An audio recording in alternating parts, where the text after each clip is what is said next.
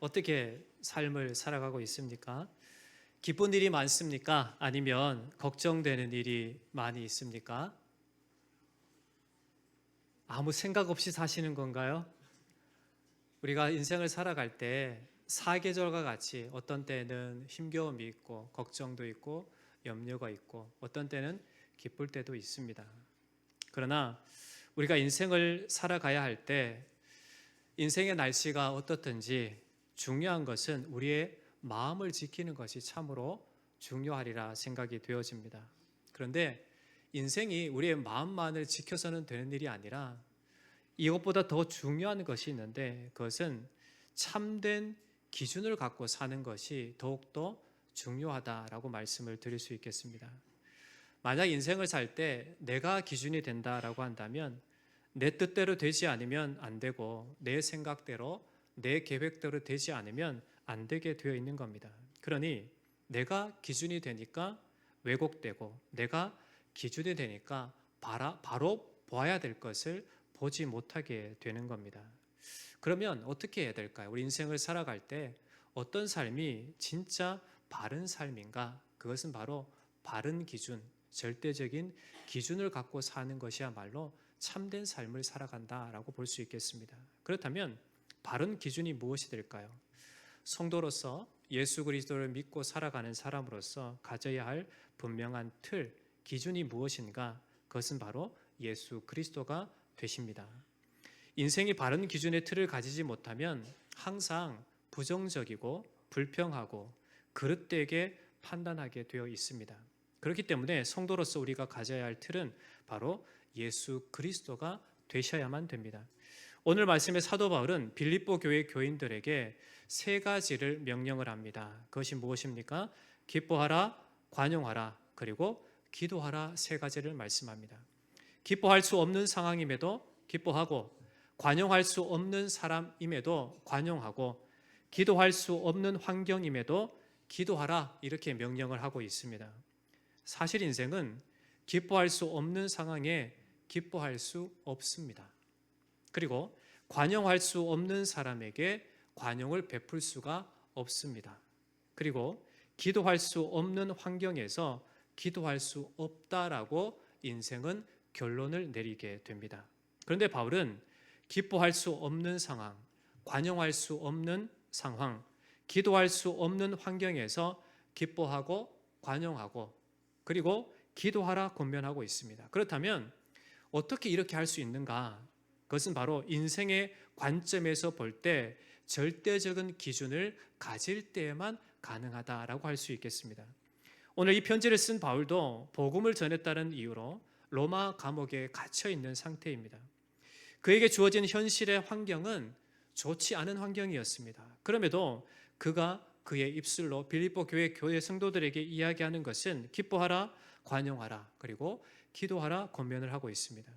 이렇게 할 수 있는 이유가 어디에 있을까요? 우리 4절 말씀을 함께 봉독해 보겠습니다. 시작. 주 안에서 항상 기뻐하라. 내가 다시 말하노니 기뻐하라. 여기서 보면 항상 기뻐하라 라고 할 때 앞에 뭐라고 말씀하고 있습니까? 주 안에서라고 말씀합니다. 즉 인생이 기뻐하고 그리고 관용할 수 있고 기도할 수 있는 열쇠, 키는 바로 주 안에서라고 말씀해 주고 있습니다. 오늘 말씀에서 사도 바울은 주님 안에서 인생은 참된 기쁨을 누릴 수 있고 주님 안에서 인생은 참되게 관용을 베풀 수 있는 사람이 되고 주님 안에서 참된 기도를 할 수 있다라고 말씀해 주고 있습니다. 오늘 이 세 가지의 말씀을 천천히 살펴보면 첫 번째 사도 바울은 주님 안에서 우리가 기뻐하라 말씀하고 있습니다. 사도 바울의 현실이 무엇이었습니까? 감옥에 갇혀 있는 상태였고 자신의 현실의 모습만을 보면 감사할 조건이라고는 단 1도 없는 상태에 있습니다. 사도 바울이 이러한 현실적인 상황에서 기뻐하라고 명령할 수 있는 것은 무엇 때문일까요? 여러분 같으면 진짜 힘겹고 어려운 상태에 있을 때 기뻐할 수 있겠습니까? 단적인 예를 들면 지금 몸이 엄청나게 아프고 고통이 나에게 찾아오는데 기뻐할 수 있을까요? 인생의 기준으로는 할 수가 없습니다. 그러나 분명한 것은 우리가 주님 안에 있다라는 분명한 사실을 믿고 의지할 때에만 우리는 참된 기쁨을 누릴 수 있게 되는 겁니다. 비록 사도 바울이 감옥에 갇힌 상황이고 또 설상가상 들려져온 소식이 빌립보 교회 성도들에게 서로 분란이 있다라고 하는 그러한 소식이었지만 주님 안에서 기뻐할 수 있기에 그들에게 권면하는 내용은 주님 안에서 기뻐하라 권면해 주고 있습니다. 이처럼 우리도 성도로서 믿음의 사람으로서 우리에게 주어진 인생을 살아갈 때 기뻐할 수 있어야만 합니다. 그런데 힘든 세상의 삶이고 건강에 문제가 되고 삶에서 다양하게 일어나는 어려움 속에서 어떻게 기뻐할 수 있는가 사람들은 묻게 됩니다. 지금 죽을 지경인데 어떻게 기뻐할 수 있습니까? 지금 불평거리들이 너무나도 많은데 화도 나고 짜증도 나고 내 주변의 일들은 불평거리만 널려 있는데 어떻게 기뻐할 수 있는가 말도 안 됩니다라고 할 수 있겠습니다. 그러나 그럼에도 성도는 기뻐할 수가 있습니다. 왜냐하면 성도는 주님 안에 있기 때문에 그렇습니다. 성도가 기뻐하되 항상 계속 기뻐할 수 있는 것은 주님께서 우리와 함께 하시고 우리가 주님 안에 있기 때문에 그렇습니다. 4절에 주 안에서라고 하는 이 말은 주님에 대한 소망을 가지고 주님으로 말미암아 주님을 전적으로 의지하는 신앙 가운데서라고 하는 그런 의미를 가지고 있습니다. 그러니까 우리가 인생을 살아갈 때 진짜 기뻐할 수 있는 이유가 무엇인가? 주님에 대한 그 영원한 소망을 갖고 있는 사람이기 때문에 그렇습니다. 주님 안에서 살아가는 자가 기뻐할 수 있는 이유는 바로 주님께서 우리와 함께 하시기 때문에 한순간도 우리를 그의 권능의 손으로 붙잡으시고 놓지 않으시기 때문에 그렇습니다. 우리가 예수님 안에서 기뻐할 수 있는 이유는 주님만을 온전히 의지할 수 있는 그러한 굳건한 믿음, 흔들리지 않는 신앙을 갖고 있기 때문에 그렇습니다. 성도는 주님에 대한 소망이 있고 주님으로 말미암아 살아가고 주님을 전적으로 의지하는 신앙이 있기 때문에 기뻐하되 항상 기뻐할 수 있는 존재이다라고 말씀하고 있습니다. 아프고 실패하고 고통스러운 일을 겪게 됨에도 불구하고 우리에게 주신 이러한 믿음을 사용해서 기뻐할 수 있는 것이 바로 성도이다라는 겁니다. 이 기쁨의 출발점이 어디입니까? 우리로부터의 출발이 아니라 그리스도로부터 출발되는 그러한 기쁨이 됩니다. 십자가 사랑으로 구원의 은혜를 주신 주님이 바로 이 기쁨의 출발점이 되신다라는 겁니다. 사도 바울은 그리스도 때문에 주어지는 이 기쁨으로 기뻐하라 이렇게 명령하고 있습니다. 여러분, 이 사도 바울의 권면이 오늘 이 시대를 살아가는 여러분에게도 동일하게 적용이 되어서 그리스도 예수 안에 있는 그 놀라운 풍성하신 은혜로 말미암아 기뻐하는 자가 되시길 주의 이름으로 축원합니다. 이 기쁨은 어떤 환경이나 마음의 상태에 따라서 좌지우지되는 것이 아닙니다. 즉 일시적인 기쁨에 그치지 않는다라는 겁니다. 예수 그리스도께서 주시는 기쁨은 영원한 기쁨입니다.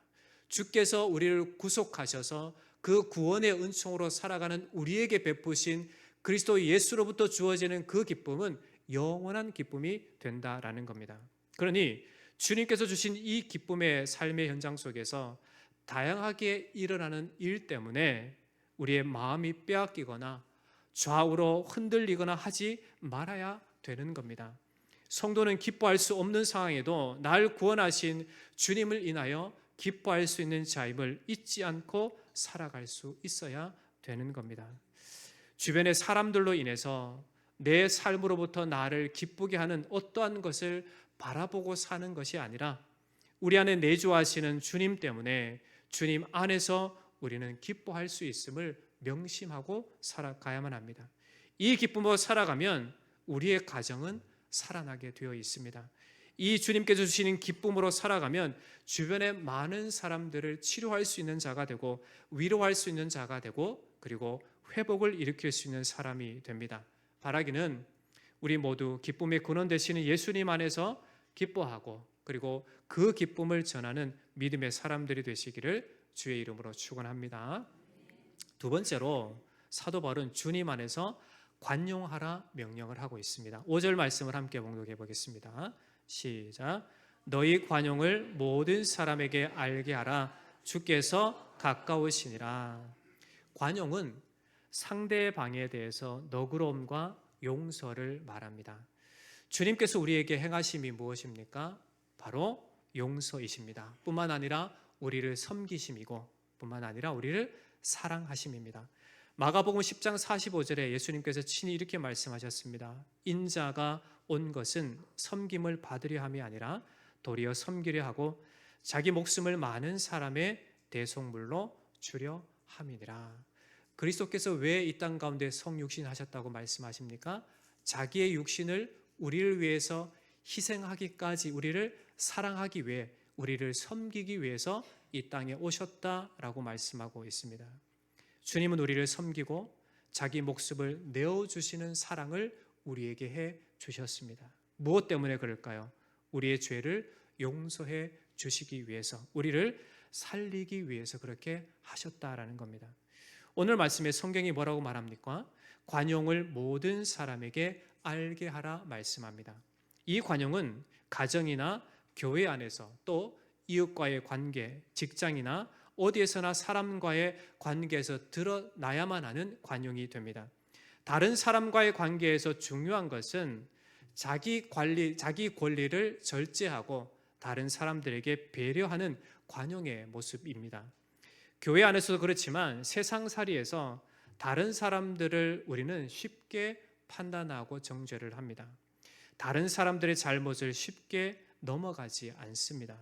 보복하려고 하고 욕하고 증오하고 미워합니다.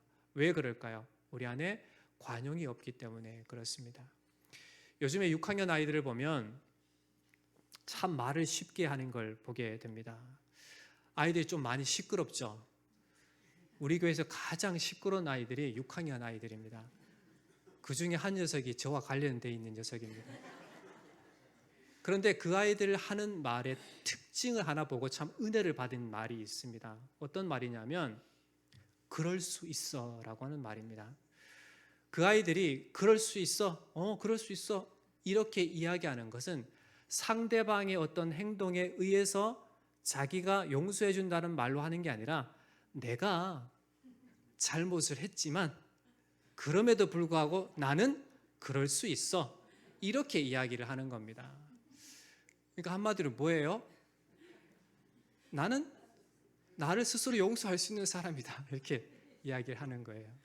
그것을 보면서 아 그래 너희들은 그렇게 경찰차도 부르고 다른 사람들에게 막 소리도 지르고 지나가는 사람들 놀리기도 하고 시끄럽게 하고 떠들기도 하지만 그런데 너희들 스스로 하는 말이 그럴 수 있어 라고 하는 그 말이 내가 너에게 하고 싶은 말이다 라고 하는 그런 은혜를 받은 말입니다. 그래서 우리가 다른 사람들을 볼 때 떠들고 사고치는 그 아이들을 볼 때 우리는 어떤 마음이 듭니까? 세상 말로 죽여 살려 막 이렇게 얘기하지 않습니까? 그러나 주님의 관점에서 볼 때 주님 안에 있을 때의 그 아이들을 평가할 때 주님 안에서 살아가는 인생으로 다른 사람들을 평가할 때 우리를 용서하신 주님, 십자가에 자기 몸을 내어주시기까지 죽기까지 복종하시면서 우리를 섬기시고 사랑하시는 그 주님의 그 관용, 그 용서하심을 생각할 때 우리는 다른 사람들 욕하거나 증오하거나 미워함보다 아 그럴 수 있어 라고 용서할 수 있는 사람이 되는 줄 믿습니다. 우리는 다른 사람들의 약점과 한계를 인정해 줄 수 있는 사람들이 되어야만 합니다. 만약 예수님이 우리의 마음처럼 관용하지 않으셨다라고 하면 지금 이 자리에 앉아 계실 분은 단 한 사람도 없습니다. 단언컨대 한 사람도 없습니다. 그렇지 않겠습니까? 여러분의 자신을 한번 살펴보십시오. 여기서 죄 없다라고 하실 수 있는 분 손 한번 들어보십시오. 아무도 없을 겁니다. 왜 죄가 없냐? 단적으로 물어보면 여러분 이번 한 주간 사시면서 이 나쁜 생각을 하신 적이 있어요? 없어요? 없다라고 하신 분이 있다가 저한테 오십시오. 제가 상금을 드리도록 하겠습니다. 여러분 우리가 죄인인 것은 너무나 분명합니다. 아마 오늘 아침에 일어날 때부터 아마 죄를 지으신 분이 있을 거예요. 우리는 죄와 너무나 밀접하게 살아가는 죄인일 뿐입니다. 그런데 그 죄로부터 우리를 해방시켜 주신 분이 누구이십니까? 예수 그리스도이십니다. 우리가 져야 할 죄의 무게, 우리가 져야 할 그 죄의 책임을 누가 지신 거예요? 예수 그리스도께서 지심으로 우리를 용서해 주셨습니다. 그러니 그 큰 용서함을, 그 큰 관용을 입은 자이기 때문에 우리가 주님 안에 있을 때에만 어때요? 다른 사람들을 용서해 줄 수 있게 됩니다. 우리의 스스로의 힘으로는 불가능합니다. 인생의 이 몸으로는, 인생의 가치관으로는 다른 사람들 절대 관용할 수 없어요. 관용을 하면 괜히 손해보는 것 같고, 네가 그렇게 해서 나도 그렇게 할 거야 라고 하는 것이 이 인생의 가치관이기 때문에 그렇습니다. 그러나 놀라운 은혜는 우리를 다 아시는 주님께서 우리 가운데 찾아와 주셨고, 우리를 위해 친히 십자가에 죽기까지 우리를 사랑해 주셨다라는 거예요. 그러니까 그 사랑을 입은 성도로서 우리가 살아가는 삶의 현장 속에서 사도 바울이 이야기하는 것처럼 관용하라, 관용할 수 있기에 관용하라, 이렇게 말씀해 주고 있습니다. 이 놀라운 은혜를 받은 자, 그 사랑을 받고 그 사랑 안에 거하고, 그리고 그 사랑의 주인공이신 주님 안에 있는 자이기 때문에 우리는 관용할 수 있습니다.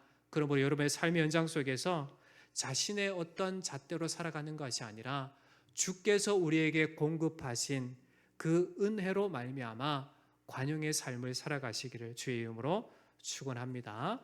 마지막 세 번째로 사도 바울은 주님 안에서 기도하라 명령합니다. 6절과 7절 말씀 함께 봉독해 보겠습니다.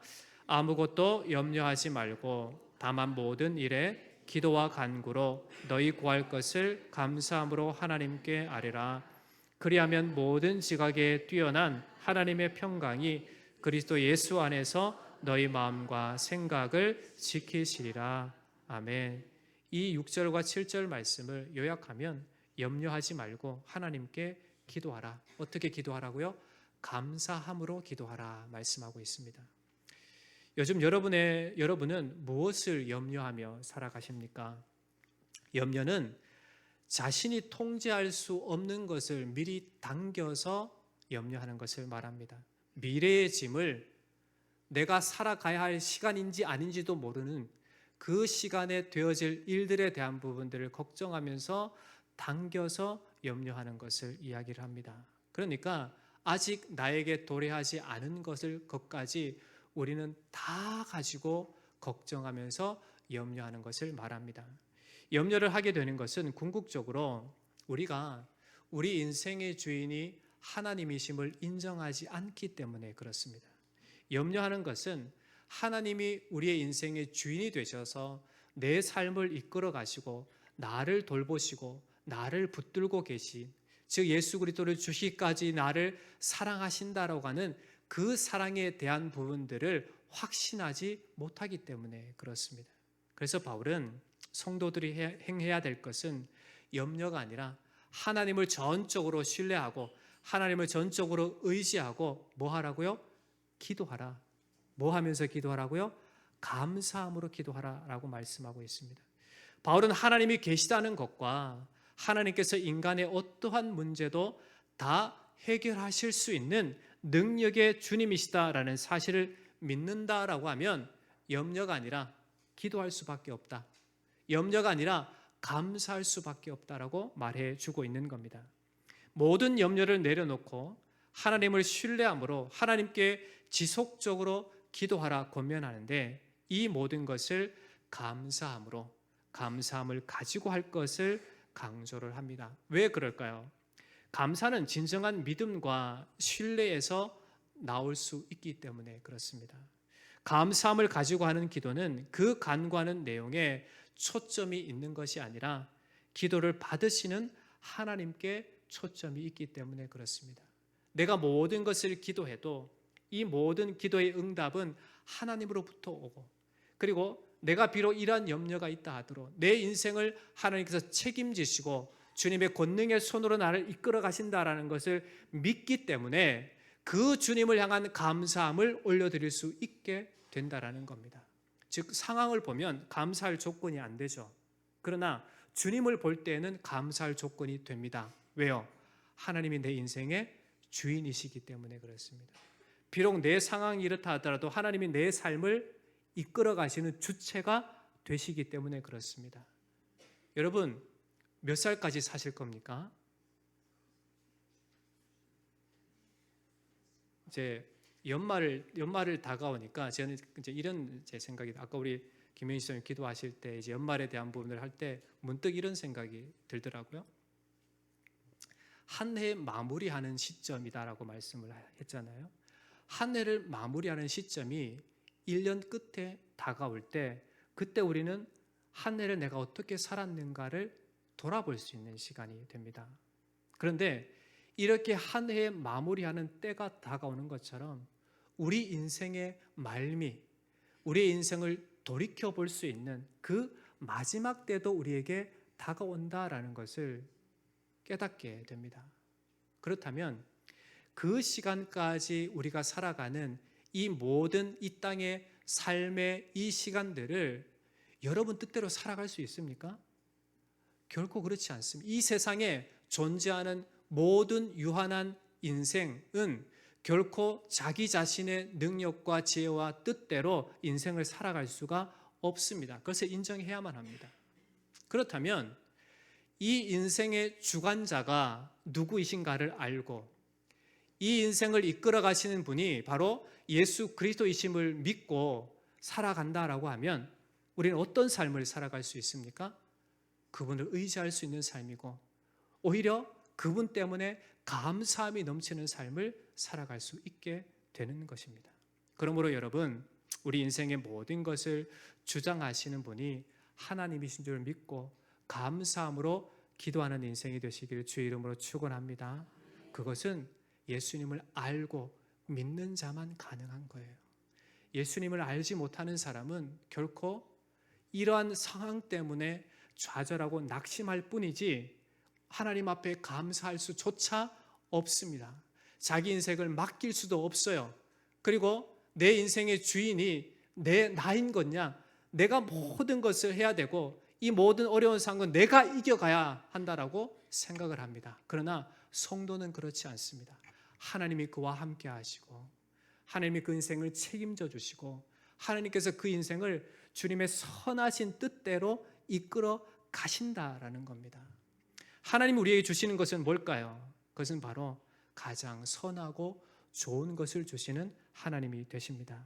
그러므로 하나님께서 은혜 주신 자에게 하나님은 진정한 평안을 허락하시는 하나님이 되십니다.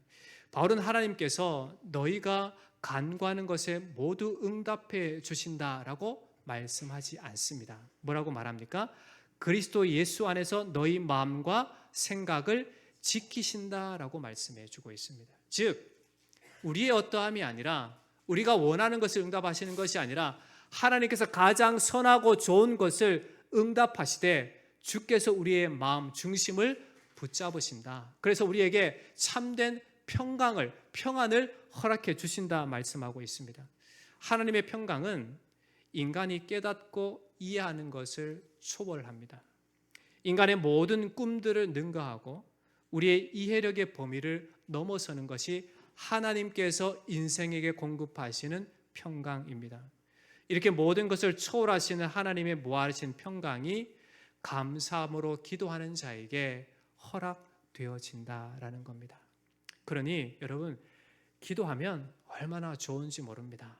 기도하면 새 힘도 주시고, 기도하면 응답해 주시고, 기도하면 주님의 마음을 우리에게 마음껏 부어주시고, 기도하면 하나님의 뜻을 깨닫게 하시고, 기도하면 능력도 주시고, 기도하면 내 뜻이 아니라 하나님의 뜻하신 대로 이루어지도록 응답하신다라는 것을 경험하게 됩니다. 참으로 놀라운 일이 아니겠습니까? 바라기는 하나님께 초점을 둔 감사함으로 기도하고 그 기도에 응답하셔서 가장 선한 곳으로 채우시고 하나님의 무한하신 놀라운 평강으로 채우시는 하나님을 경험하는 여러분 되시기를 주의 이름으로 축원합니다. 말씀을 맺겠습니다. 하나님의 사람은, 믿음의 사람은 항상 예수 안에서 기뻐할 수 있는 사람임을 명심하시기 바랍니다. 하나님의 사람은 예수 그리스도 안에 참으로 놀라운 구원의 은총을 입었기에 그 십자가 희생 사랑을 입은 자이기에 관용할 수 있는 사람임을 명심하시기 바랍니다.